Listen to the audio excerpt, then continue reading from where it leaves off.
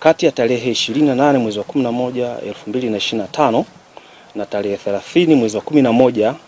2025, TAKUKURU mkoa wa Geita ilipokea taarifa za uwepo wa vitendo vya rushwa vilivyoshukiwa kuwa ni vya rushwa vilivyofanywa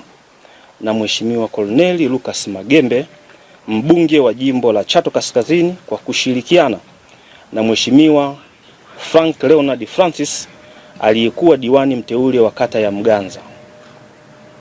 Uchunguzi ulithibitisha kuwa viongozi hawa waliwakusanya madiwani wateule 20 wa halmashauri ya wilaya ya Chato katika hoteli ya Lake Zone iliyopo jijini Mwanza na baadaye Serengeti Palace Hoteli iliyoko mji mdogo wa Katoro Geita,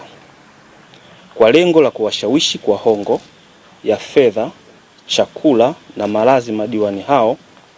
ili kupiga kura za upendeleo kwa mgombea waliyemtaka katika nafasi ya mwenyekiti wa halmashauri ya wilaya ya Chato. Ndugu wanahabari, katika taarifa nyingine ilidaiwa kwamba Mheshimiwa Pasco Lucas Rutandula, mbunge wa jimbo la Chato Kusini, kwa kushirikiana na ndugu Bartholomeo Christian Manunga aliyekuwa diwani mteule wa kata ya Bongera na Mheshimiwa Josephat Elias Manyenye aliyekuwa diwani mteule kata ya Bwera, katika kuwania nafasi ya mwenyekiti wa halmashauri ya wilaya ya Chato, walituhumiwa kujenga ushawishi wenye vitendo vya rushwa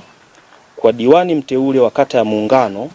Mheshimiwa Njile Charles Mboligo kwa kumpa hongo ili kujiondoa katika kinyang'anyiro cha uchaguzi ili kumpatia ushindi wa wazi Bartholomeo Christian Manunga katika uchaguzi wa nafasi ya mwenyekiti wa halmashauri ya wilaya ya Chato. Ndugu wanahabari, kufuatia matukio hayo, ofisi ilianzisha uchunguzi na kubaini uwepo wa vitendo vya rushwa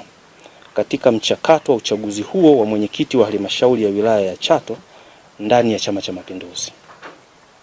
na kulazimika kuchukua hatua za kisheria dhidi ya wote waliobainika kwa mujibu wa sheria ya kuzuia na kupambana na rushwa sura ya 329 marejeo ya mwaka 2023 kama yalivyofanyiwa marekebisho na sheria namba 11 ya 2024, ambapo watuhumiwa wote tajwa hapo juu wamefikishwa mahakamani leo tarehe 9 mwezi wa 3